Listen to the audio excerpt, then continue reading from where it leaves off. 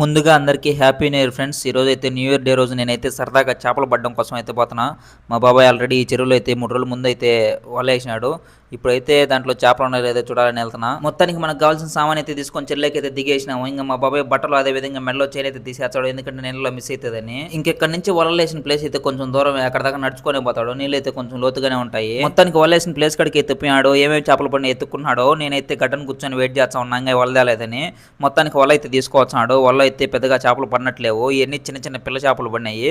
ఇంకొక వల అయితే లోపల ఉన్నది, ఆ వల కోసం అయితే పోతున్నాడు. ఈ వల అయితే కొంచెం పెద్దదే, ఎందుకంటే దీంట్లో అయితే పెద్ద చేపలు పడేదానికి అవకాశం ఉన్నది. చూడండి ఒకసారి, ఈ వల అయితే కొంచెం పెద్దగానే ఉంటుంది. ఇంకా అయితే ఈ వల కూడా తెచ్చాను, నేనైతే బాగా వెయిట్ చేస్తా ఉన్నా దీనికన్నా పడతాయి లేవని. ఇంక ఈ వలనైతే తీసుకొచ్చాడు. నాకైతే ఒక చేప కానొచ్చింది. మొత్తానికి చేపలు అయితే పడినట్టున్నాయి. ఇదిగో నేను అనుకున్నట్టు చేపలు అయితే దండిగా పడినాయి. ఇంకా అయితే మనకి ఈ వలేసి 3 రోజులు అయింది కాబట్టి కొన్ని వేస్ట్ చేపలు అన్నీ ఉంటాయి, అయితే పడేసి ఫ్రెష్ చేపలు మాత్రం గడ్డను పెట్టుకున్నాము. ఇంకా ఇలాంటి వీడియోస్ అయితే మీకు నచ్చినట్టయితే సబ్స్క్రైబ్ చేసుకోండి, లేకపోతే చేసుకోకండి. ఉంటా, బాయ్.